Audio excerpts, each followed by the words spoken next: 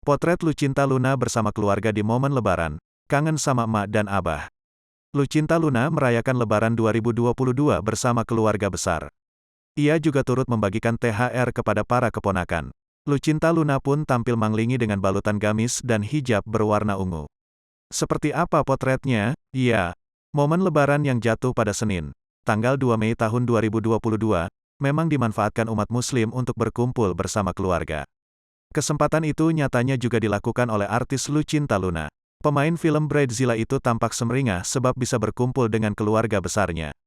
Sempat jadi misteri soal asal-usulnya, Lucinta Luna kini terang-terangan memamerkan sosok keluarga besarnya seperti disadur dari Tribun Bogor. Ya, Lucinta Luna dulu santer disebut-sebut sebagai transgender dengan nama asli Muhammad Fathah. Pasca isu itu merebak, Lucinta Luna seolah menutup identitasnya termasuk keluarga. Namun kini, Lucinta Luna sudah berubah. Ia blak-blakan membagikan momen bareng keluarga besarnya di Hari Raya Idul Fitri.